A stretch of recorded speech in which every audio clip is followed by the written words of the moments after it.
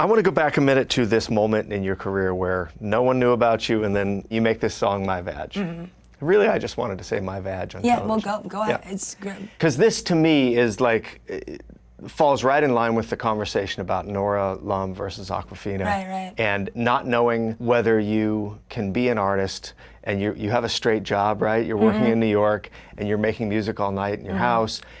Tell me that story about how that whole thing happened. You know, when I made these songs, it was very pounded into me that it would never go anywhere. So it really was just for me. And at the time, I was working at what I believed to be the best job that I would ever have, ever.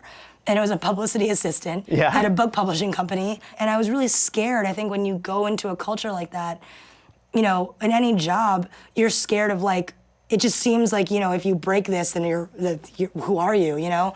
So I was like, hell no, I'm not doing that. I'm not putting a video like that on YouTube. Because at that time, it was like, I'll never be able to walk into a job interview ever again. There was like this music video director, and we became friends. Was that Court? Court Dunn, yeah. So he was like, well, just wear glasses, and no one will tell you apart. He was the guy that watched Superman, was like, nobody knows Clark was Kent. it? Or was he just bad ideas, you know? I think it was just, because I was fired very shortly after that.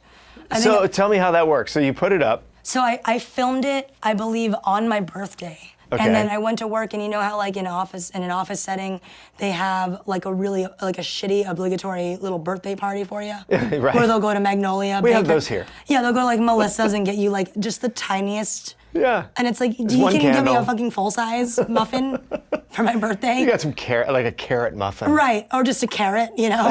They just give you a carrot and then just say like, fuck you, give it to me. So we had a little obligatory birthday party, and my boss was like, what'd you do for your birthday?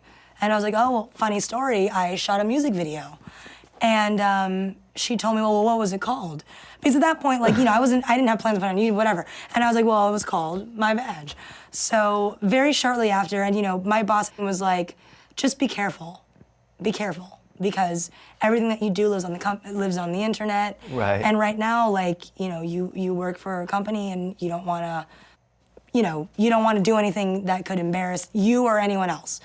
So I was like, all right, well, you know, all that I do is come to work and go home and produce music. And if I felt like that it was an infringement on my creative outlet, and one that I needed so badly to wake up in the morning and go to work and bring myself into a job that had no satisfaction or no fulfillment, that I didn't think I was good at, if you would take away like my entire other life, then I would have nothing. I would be left with nothing. So really, it was really annoying for me to hear that. Yeah. And I think one night I forgot to send out the New York Times bestseller list, which is like a real thing that you have to do. Part of your job. My only job requirement. Like really my own, like at that point, the only job that they trusted me with. And I went home and I didn't do it.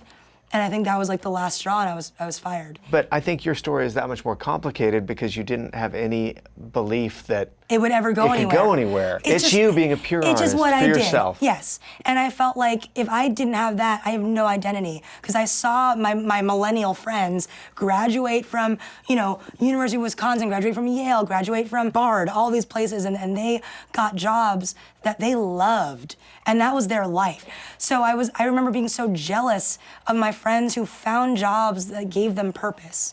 Because my purpose was not that. It would never have been. And there was always something in the back of my head that was like, maybe this would work. Like maybe, like just watch. This stupid song that like I don't even care about doing, that I wrote in 15 minutes. Like watch this song do it. And that's what happened. And that's exactly what happened, yeah. Hey folks, thanks for watching.